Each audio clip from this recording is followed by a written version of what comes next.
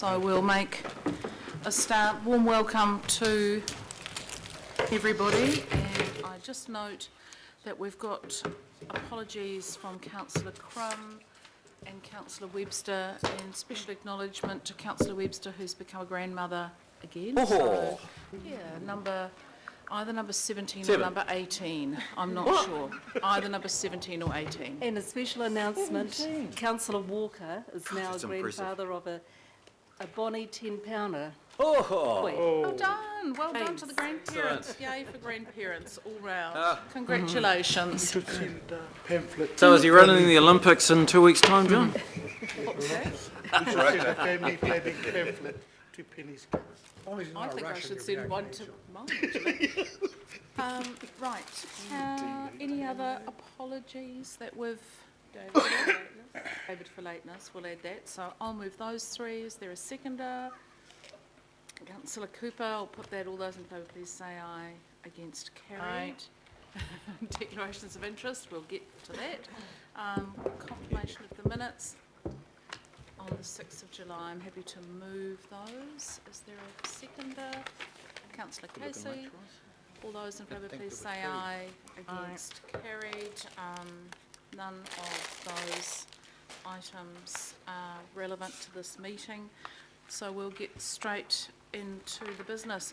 And just before we start and before I hand over to Catherine, just acknowledging the members who are here. This is an absolutely critical meeting as we enter a very, or potentially quite a challenging time, and I think it's very important that we are clear about who we are and the process, how we interact with the process, and that we are on firm ground to participate. So, again, warm welcome to everyone. Right, Catherine. Good afternoon. The session you will have seen that's organised that we're leading off with is the legal framework for the decision making in relation to the unitary plan. You'll recall that you were taken through this when you began these information sessions in April, and that was the first bookend of the process. This is intended to close the loop. The material will be familiar to you, but you will now be receiving it in the context of having had the substantive presentations on the 19 topics of particular interest that this committee had identified. I'll run through this. Some of the information has been overtaken by events, as not in terms of the legal framework, but in terms of the milestones that have passed, and I'll just touch on those as we go through. I've got Matthew Allen here with me, who's on secondment into our team to assist with us and who's helped with me prepare for today. You might have appreciated that Karina is now off and has had her baby, a very healthy baby too. So Matthew's helping us out at the current time. Different babies, don't The water, yeah. So the legal framework, first bullet point up there is that this is special legislation for Auckland, but that the content of the plan, notwithstanding the bespoke nature of the legislation, must still comply with the Resource Management Act. As you know, an independent hearings panel has was appointed to hear the submissions and to bring its recommendations to council, and we're on the eve of that phase. Leading on to the next panel, I won't spend any time on this slide. That will be familiar to you, but just that the panel, the key point there is that it's independent. What's not on that slide is the legal effect of the panel delivering its recommendations to council. In that context, the panel will itself cease to exist and will have no further legal existence. Can I ask a question about that? Yep, you can, Councillor Casey. We might kind of try and break at various bits to answer questions, but yep, question? I was just on that. If there is an issue with the way we don't know what they're going to say, but if there was an issue with the way the panel did its business and came to a conclusion, is there no way of appealing their process? We'll come on to the appeal processes, but I think what you're referring to is the ability of people to take appeals on errors of law to the High Court, so that would be the mechanism available. So anything that's wrong, anybody that sees anything wrong with the panel's process is through legal channels? That's right. So they've gone though, they're not liable themselves. They've gone after the due date, they've gone. That's right. So it's us. Yes.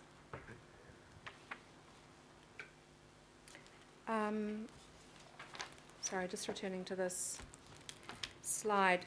So the importance of points here are the 22 July date, which of course is almost upon us. The second bullet point, what's important, and I wanted to emphasise in the context of that statement here, so the panel must have regard to the matters set out in the transitional provisions legislation.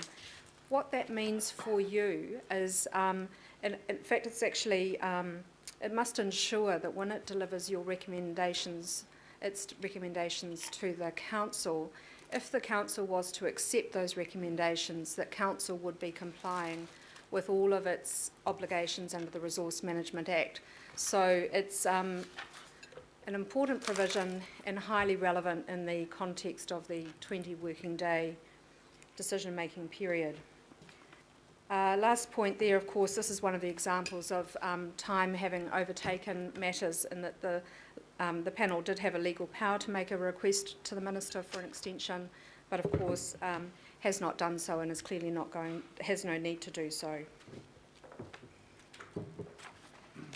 This slide here, the short point here was simply to illustrate the elongated engagement process with the community and ability to make submissions under this bespoke legislative process compared with standard plan or plan change processes. Just that the middle line there, council makes a decision on the recommendation reports. This is about obviously the phase that we're about to enter into. Just below that, just an outline of certain appeal rights. So, and I'll come into this in more detail, so I won't touch on this here.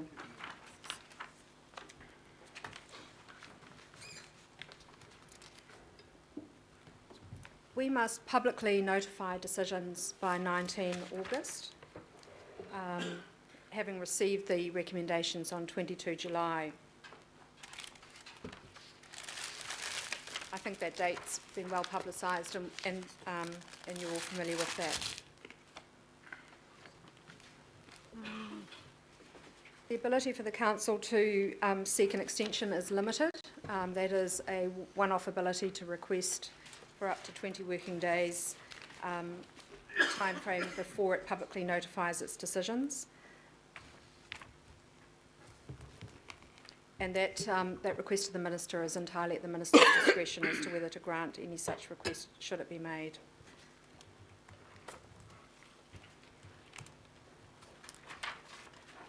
Importantly here, and there will be much more detail in the reports that come to you in your decision-making role about the legal framework, but the broad points here is that you must consider the panel's report and the reasons for its recommendations, and bearing in mind all of Council's functions under the resource management legislation, particularly Part 2, which sets out the purpose and principles of that Act, and any other relevant planning documents, so national policy statements, etc.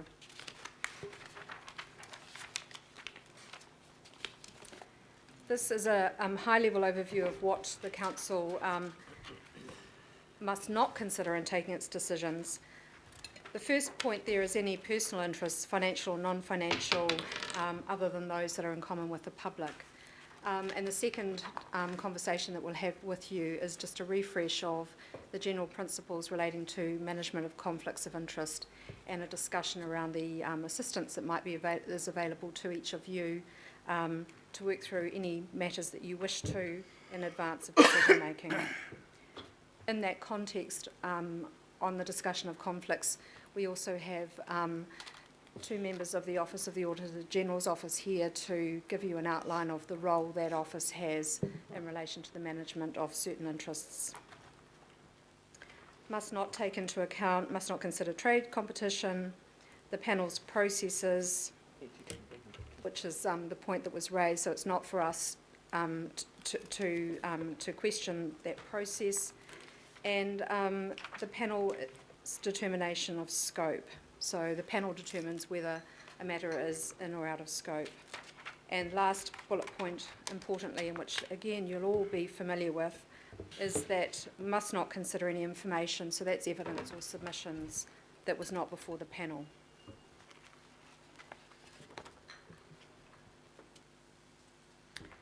Turning now to just an overview of what happens if council rejects a recommendation. We must provide reasons for doing so. Council must agree an alternative solution, and that alternative solution will need to be subjected to a Section 32 analysis, namely a cost-benefit analysis of that alternative. What a rejection of a recommendation does is create a merits appeal opportunity for relevant submitters to appeal to the Environment Court. The last point there is simply that there is an ability to effectively accept a recommendation but make minor changes, but that's less likely to be directly relevant, given that there are other technical opportunities to repair things.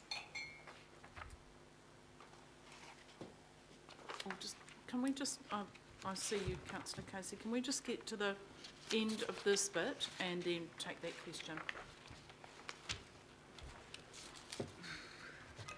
So can the council accept recommendations that are beyond the scope of submissions?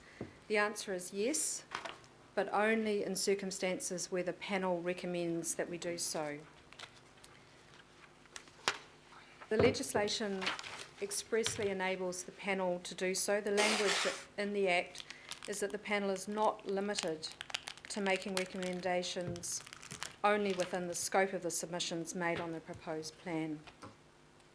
But what the panel must do when it gives its report to us is identify which of, if any, recommendations it is making to us it considers are beyond the scope of submissions. Can we just pause there for a second, Catherine, because I think now we go on to appeals. So, Councillor Casey? My question relates to how the public will know what we're thinking, because if we have a confidential briefing the following week after the independent hearings panel's recommendations are made public, then we go behind closed doors to start discussing it. Presumably the public don't get to know what we're thinking till August. Okay. Because if we have to do all that Section 32 stuff, that all has to start back then, not in August, right? So I'm not clear about how transparent that is. So I think can we the intent- wait? I think how about we address that when we get into the process, into John's presentation, or yours. So we are going to go through the... What you're talking about is not really related to the legal framework. It's about the process that you have decided to follow, which is an open and transparent process. So there will be no discussions of the recommendations in private. Next week is just a very high-level briefing, and the meetings of the 10th, 11th, 12th, 15th, 16th, 17th are where you will debate whether or not you wish to accept or reject a recommendation of the panel. And if you want to reject something, then we will have to debate the costs and benefits of alternative provisions in those public meetings. So are you saying there's enough time between the 10th, 11th and 12th to get the Section 32 work done in time for the 19th?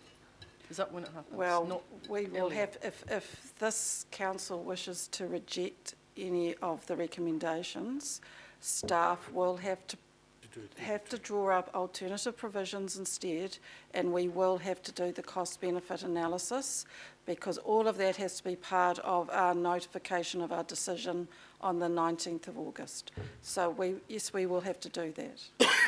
So, and there is enough time between the 10th and the 19th to do that?